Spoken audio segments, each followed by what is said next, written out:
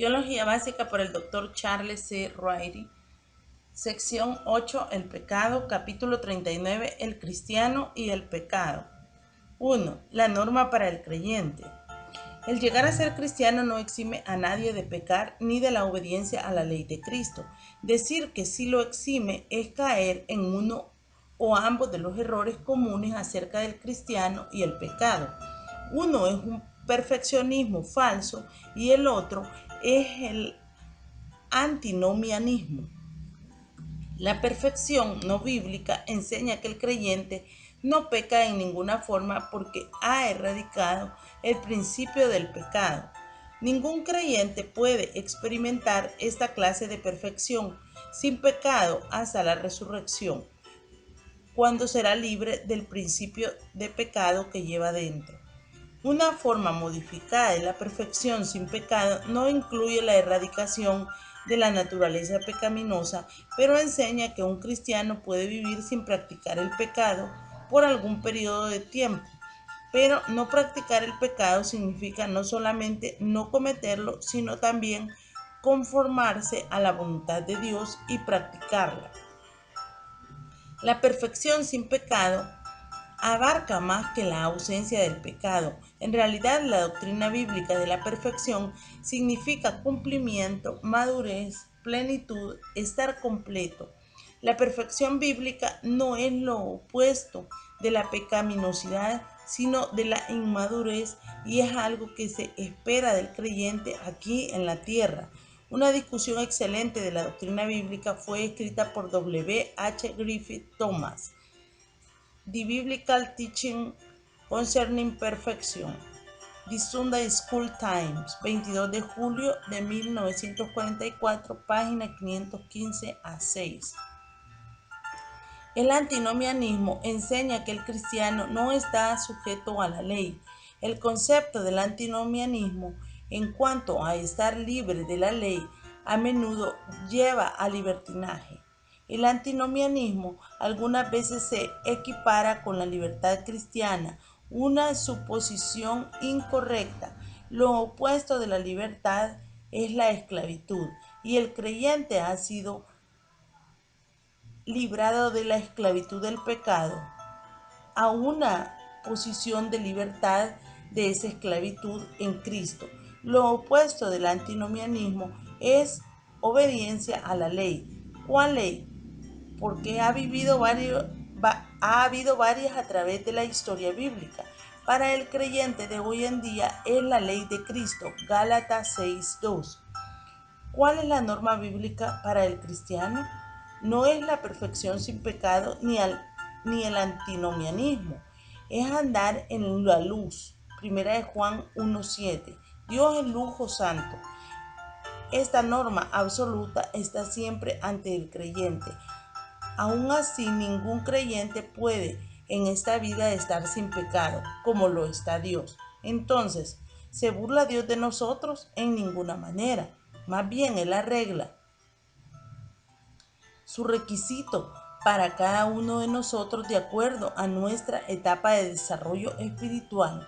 Y esa norma arreglada es andar en la luz de su santidad. Si decimos que no tenemos ningún principio pecaminoso, como reclama la perfección sin pecado, mentimos. Versículo 8. De igual manera, si decimos que no hemos pecado por determinado periodo de tiempo, como enseña la perfección modificada, hacemos de Dios mentiroso. Versículo 10. Si andamos en la luz, no caeremos en el error del antinomianismo, porque cumpliremos sus mandamientos. 2, 4 y 6, 3, 24. Cada creyente puede llenar este requisito de andar en la luz. La cantidad de la luz que cada uno tenga será diferente, pero la responsabilidad de responder a esa cantidad es igual para todos. A la medida que crezcamos, el círculo de la luz se expandirá, y a la medida que respondamos a la luz progresiva, recibiremos más luz, y así sucesivamente. En resumen, la norma es la santidad de Dios. El requisito es andar en la luz. Nuestra experiencia siempre debe ser ascendente. creciendo hacia la madurez. Esa es la genuina perfección bíblica. 2. Los enemigos del creyente. El creyente tiene continuamente la oposición del mundo, la carne y el diablo. El mundo. Ya hemos tratado en detalle el concepto de este sistema mundanal bajo la satanología. Basta ahora con repasar y agregar unos cuantos detalles más. 1. Su descripción. Satanás es su cabeza y su fuerza controladora. Su principal característica es la falsificación, aunque Satanás usará cualquier táctica que él pueda para derrotar al creyente. Muchas veces las cuestiones donde existe duda son las más difíciles en discernir y decidir. 2. Nuestra defensa. Varias cosas sirven como defensa del creyente contra la falsificación del mundo.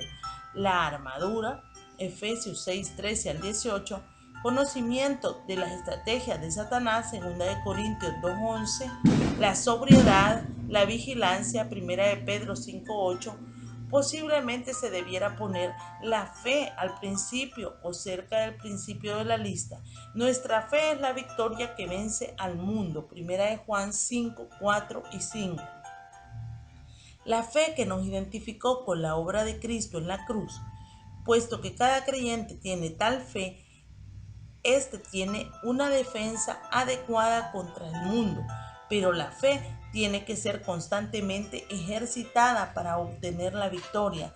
1 Timoteo 6:12. B. La carne. 1. El concepto. La carne es ese principio pecaminoso dentro de todos nosotros.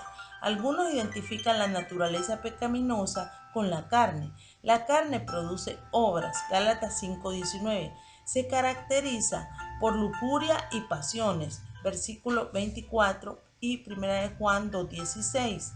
Y puede esclavizar al creyente. Romanos 7:25. En esta no hay nada bueno, versículo 18, porque la presencia de la nueva vida en Cristo hace viejo e inútil todo lo que está asociado con la carne. Esto incluye las cosas explícitamente malas, tanto como las cosas amorales y algunas veces las que son buenas en sí mismas, pero que no agradan a Dios porque son obras de la carne. 2. El control. La carne puede ser controlada únicamente por afianzarnos en el hecho de que estamos crucificados juntamente con Cristo. Hemos crucificado la carne, es decir, hemos sido separados de su dominio por nuestra asociación con el morir de Cristo al pecado. Gálatas 5:24. Podemos experimentar victoria no por erradicar la carne, sino por caminar dependiendo del Espíritu para controlarla. C. El diablo. Habiendo tratado ya de Satanás, aquí solamente traeremos a la memoria algunas cosas de su obra en atacar a los creyentes. 1. Su estrategia es planificada. Satanás inventa métodos. Usa estrategias y emplea toda la astucia de una criatura sobrehumana para atrapar al creyente. 2 Corintios 1:22, Efesios 6:11. 2. Su estrategia es persistente. Él continuamente acecha al creyente, esperando el momento oportuno para atacar. 1 Pedro 5:8. 3. Su estrategia es poderosa. El creyente tiene que luchar contra Satanás en combate, cuerpo a cuerpo, nunca subestimando su poder. Efesios 6:12, 1 Juan 4:4 y Judas 9. 3. Las sanciones por los pecados. Para el no creyente. El no creyente que muere sin el perdón de sus pecados tiene que sufrir tormento eterno del lago de fuego. Apocalipsis 20:15. B. Para el creyente que peca. 1. Comunión. El pecado trae una interrupción de la comunión en el área del pecado. 1 Juan 1:3 y 6 y 7. 2. Gozo. El pecado causa la pérdida del gozo. Juan 15:11, Gálatas 5:22. 3. El andar. El pecado hace que el creyente ande en tinieblas. 1 Juan 1:6 y 2:10. 4. La oración. El pecado trae una falta de confianza en la oración. 3:19 al 22. C. Para el creyente que peca habitualmente, si el creyente persiste en algún pecado, entonces puede venirle otras consecuencias. 1. Castigo. Puede llegar al castigo en algunas formas. Hebreos 12, 5 al 11. La enfermedad puede ser una forma de castigo. Primera de Corintios 11:30. 2. Excomunión. La excomunión de la iglesia local puede ser necesaria. Mateo 18:5, Primera de Corintios 5. 3. Muerte física. En algunos casos la muerte física puede ser un castigo por el pecado persistente. 11:30, Primera de Juan 5:16. Nuestro Padre Celestial, misericordioso, es a menudo muy paciente con nuestro pecar, no trayendo sobre nosotros sanciones severas, pero nunca debemos olvidar que el pecado sí cobra sus honorarios en muchas maneras internas y externas, aunque no llegue ningún castigo obvio. Y ante el tribunal de Cristo todos nuestros hechos serán examinados por el Señor. 2 Corintios 5:10. 6. Las medidas preventivas contra el pecado. Siempre es mejor prevenir que curar, y Dios ha provisto para nosotros medios de prevenir el pecado en nuestras vidas. Estas sirven como vacunas para evitar que sucumbamos a la enfermedad. A. La palabra de Dios. La palabra de Dios en nuestros corazones servirá para prevenir el pecado porque nos avisará, recordará, animará, fortalecerá y guiará cuando seamos tentados a pecar. Salmo 119:11.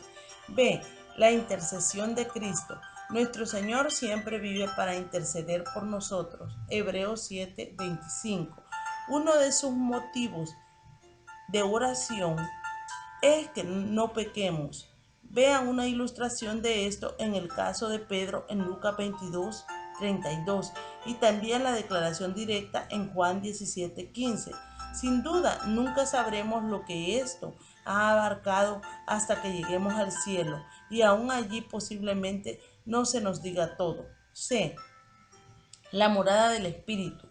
Muchos de los misterios del Espíritu en el creyente hoy en día tienen que ver con evitar el pecado en nuestras vidas, pero varios parecen destacarse. 1. Actualizar aspectos de nuestra posición en Cristo. Por ejemplo, hemos crucificado la carne con sus pasiones y deseos, pero aún así tenemos que andar en el Espíritu para llevar esto a nuestra experiencia. Gálatas 5:16 al 24. 2. Enseñar, enseñándonos cosas profundas de la palabra, nos ayuda a discernir el bien y el mal. Primera de Corintios 2:10, Hebreos 5:14. El conocimiento superficial posiblemente evite los pecados obvios, pero el conocimiento más profundo puede evitar más pecados. 3. Guiar en la oración. Guiándonos en nuestras oraciones, el Espíritu nos puede dirigir a pensar en maneras en que el pecado se pueda prevenir en nuestras vidas. Mateo 6:13, Romanos 8:34, Efesios 6:18. 4. Capacitar para servicio. Capacitándonos para servir. Juan 7:37 al 39. Nos puede guardar de usar nuestro tiempo, dinero y energías para pecar. Apocalipsis 12:11. 5. El remedio para los pecados. El remedio para los pecados del creyente se puede decir en una palabra: confesar. Primera de Juan 1:9. Esto no significa simplemente decir o recitar los pecados, sino ver esos pecados como Dios los ve. Eso ciertamente traerá el arrepentimiento y un deseo sincero de cambiar. Pero si el mismo pecado se repite, el remedio es todavía el mismo. 6. Un pensamiento concluyente. Cuando contemplamos los pecados de los no creyentes, no parece muy difícil comprender la enormidad del pecado, porque sabemos que el castigo será el estar separado eternamente de Dios. Pero de algún modo, cuando consideramos los pecados en creyentes, aligeramos su seriedad. Pero no se equivoque, todo pecado contrista a Dios. Cristo tuvo que morir por los pecados que cometemos antes y después de ser salvos. Su muerte fue un castigo por todos los pecados. El hecho de que somos miembros de la familia de Dios puede que traiga aún más tristeza a nuestro Padre Celestial cuando pecamos. Debiéramos saber mejor lo que conviene. Debemos usar el poder que Él ha provisto. Debemos desear agradarle a Él. Debemos batallar con más fuerza y utilizar toda arma que Él nos ha dado. Pero sobre todo debemos mantenernos progresando y mostrar crecimiento en nuestras vidas. Podemos recibir consuelo en cuanto a nuestras almas si conocemos algo de una batalla y un conflicto interno. Son compañeros invariables de la genuina santidad cristiana. Hallamos en nuestro corazón una batalla espiritual. Sentimos algo de la carne que codicia contra el espíritu y el espíritu contra la carne, de modo que no podemos hacer las cosas que quisiéramos. Estamos conscientes de dos principios dentro de nosotros que luchan por el predominio. ¿Sentimos algo de una guerra en nuestro hombre interior? Bueno, demos gracias a Dios por eso. Es una buena señal. Es fuerte evidencia de la gran obra de santificación. Cualquier cosa es mejor que la apatía, el estancamiento, la falta de vida y la indiferencia. J. C. Riley, Holiness, 1839, página 82. Compañeros miembros de la familia de Dios, sigamos adelante hacia la madurez. Hebreos 6:1.